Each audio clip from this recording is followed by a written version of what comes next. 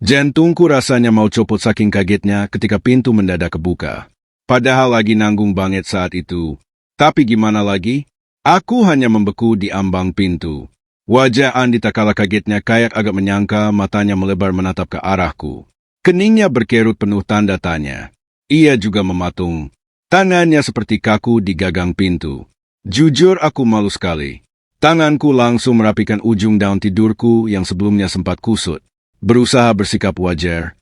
Namun belum sempat aku mengatakan apa-apa. Malam itu, Andi lebih dulu melangkah mendekatiku. Sorot matanya lebih tenang. Andi, kamu sudah pulang? Mau ibu buatkan teh atau kopi? Pertanyaan basa-basi itu keluar begitu saja. Sebab aku bingung saat ia mendekat.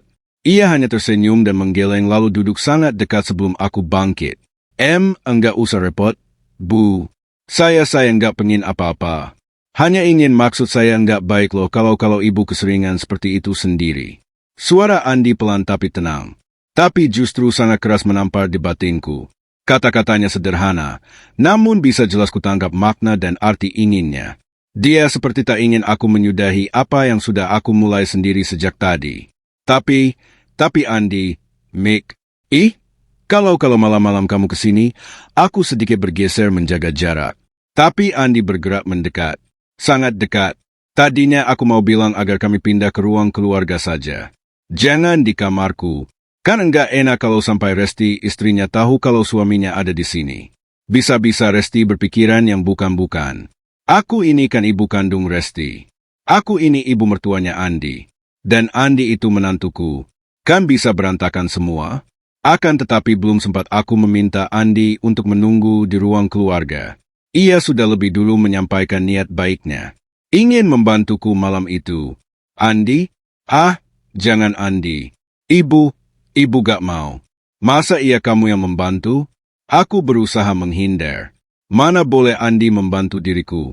Ibu mertuanya men juga. Aku menerima bantuin Danus Dorenti. Cuma ya dalam kondisi seperti itu apa saja mungkin terjadi? Andi tak mendengarku. Tangannya langsung saja bergerak dan mulai membantu tanpa bisa kutolak lagi. Terkadang kawan cerpenina. Aku suka memandangi Andi. Menantuku diam-diam. Usianya memang masih sangat muda. Baru 26 dan baru 2 tahun menikahi Resti. Anaknya ganteng, perawakannya gagah, tinggi, dan bahunya kokoh, dadanya bidang. Sikapnya selalu ramah dan santun. Ia juga sangat rajin mengerjakan apa saja di sini. Sejak Resti, putriku menikah dengan Andi, rumah peninggalan suamiku jadi ramai. Yang dulunya hanya ada aku dan Resti. Kini ada suami Resti yang juga menantuku. Dan kini Resti sudah mulai mengandung. Akan satu lagi pengunya kehamilan Resti 6 bulan. Sebentar lagi tangis bayi buah cinta mereka hadir di sini.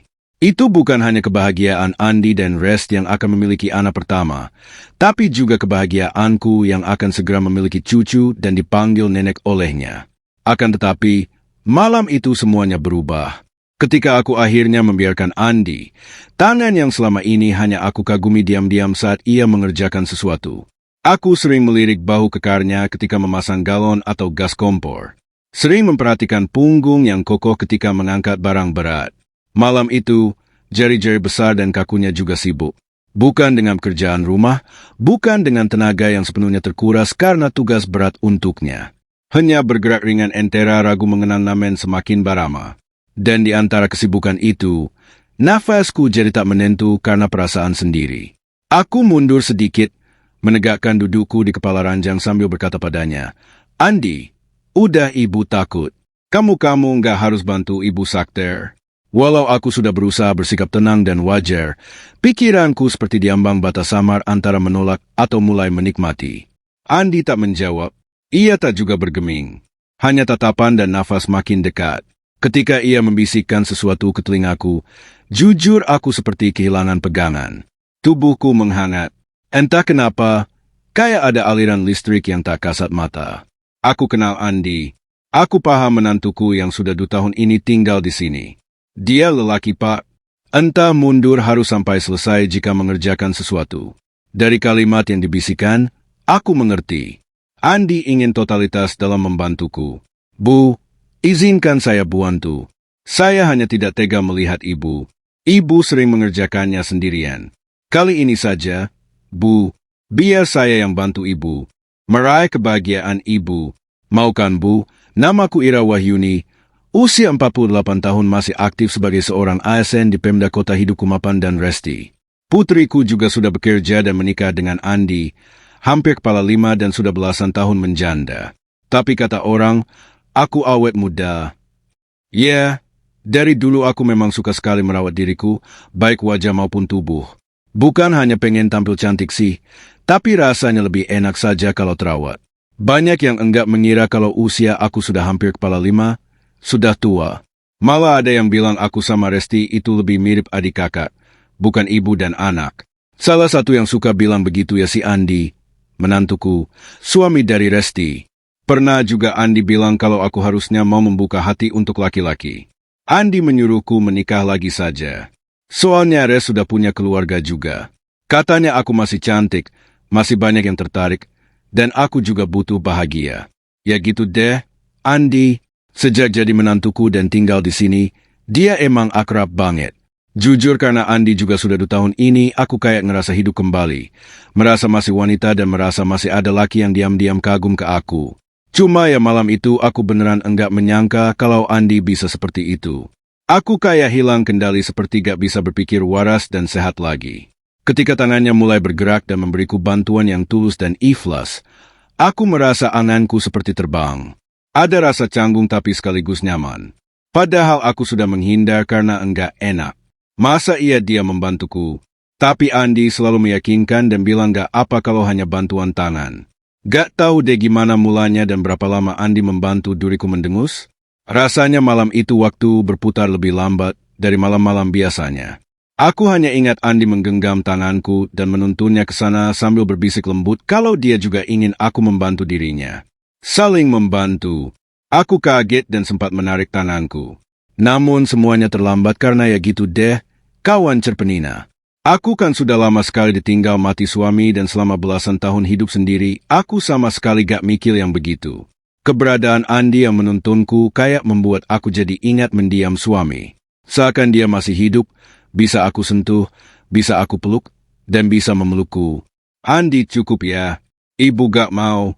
Ibu takut ke bawah suasana yang salah. Suaraku merendah, 2 keinginan seperti bertabrakan di dalam batin dan pikiranku. Andi tak juga bergeming.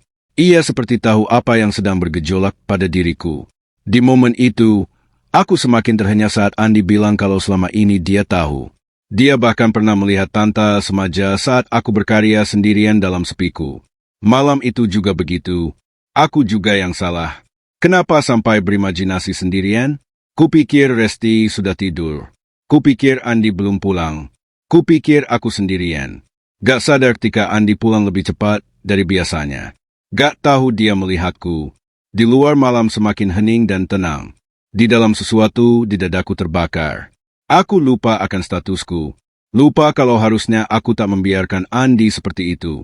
Batinku menolak kenyataan itu. Namun tubuhku seperti tak ingin cepat berlalu. Andi. Iya deh, ibu bantu kamu juga ya. Tapi cukup tangan. Jangan lebih. Ucapku mengalir begitu saja. Wajah Andi berubah jadi semakin cerah dan sumringah. Walau tak ada batas yang kami langgar malam itu seperti jadi awal sebuah celah. Kami saling membantu sambil berbagi cerita dan keluh kesah dalam bisikan lirih. Gara-gara yang semalam, keesokan paginya aku jadi ngerasa canggung sekali. Bukan karena Andi, tapi ketika harus ketemu Resti, putri kandungku sendiri, kayak ada rasa bersalah dan menyesal bahwa aku sudah dibantu oleh suaminya. Walau tidak berlebihan, hanya bantuan dengan tangan dan tidak sampai yang itu. Namun tetap saja, rasanya aku nggak pantas membiarkan Andi membantuku. Saat sarapan sebelum berangkat ke kantor, aku agak gimana ngobrol sama Resti. Untungnya semalam Resti beneran pulas dan gak tahu apa-apa tentang semalam. Rasa canggung dan bersalah akhirnya pupus setelah Rest duluan berbicara. Makasih ya, Bu. Semalam ibu bukain pintu untuk Mas Andi. Aku beneran ketiduran, kata Resti. Sejak usia kandungannya mulai masuk 6 bulanan, rasanya cepat capek. Apalagi usia segitu, Resti belum bisa dapat cuti padahal kehamilan sudah besar. Ku jawab, Iya, santai saja, Resti. Semalam ibu juga belum ngantuk waktu Andi pulang. Pas lagi ngobrol, langkah Andi terdengar mendekat dan muncul ikut sarapan juga. Dadaku deg-degan tak kenapa. Wajah Andi nampak lebih segar dan menawan.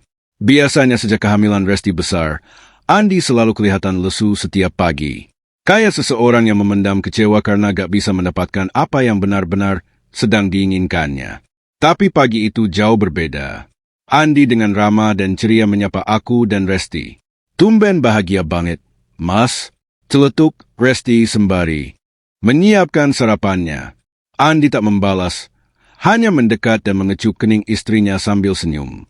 Wajahku jadi terasa hangat saat mata Andi sekilas menoleh padaku saat mengecup kening Resti, putri kandungku. Ya, kawan cerpen Nina. Pagi itu berjalan seperti biasa. Kami berangkat kerja. Andi ngetir mobil, mengantarkan Resti ke kantor, lalu mengantarku ke kantorku. Biasanya selalu begitu. Setelah itu baru Andi berangkat kerja ke kantornya. Makanya setelah ngantar Resti ke kantor, kami jadi punya kesempatan untuk berbicara berdua di mobil. Andi minta maaf soal yang semalam, dan aku juga mengatakan hal yang sama juga. Kubang lupakan saja deh. Lagian yang semalam kan hanya bantuan tangan. Hal yang biasa kan jika sesama manusia saling mengulurkan tangan membantu. Ya, karena jawabanku santai. Andi jadi senyum kuda sambil garuk kepala. Duh, Andi, menantuku memang kadang bikin bingung perasaanku deh pokoknya. Walau sudah minta maaf dan bilang enggak sengaja membantuku, tapi dia malah bilang, apakah boleh kalau kapan-kapan dia membantuku lagi? Kayak bercanda, tapi nadanya serius penuh harapan. Untungnya pas dia nanya, pas juga mobilnya sampai di depan kantorku sehingga aku bisa mengelak dan enggak menjawab. Makasih ya, Andi.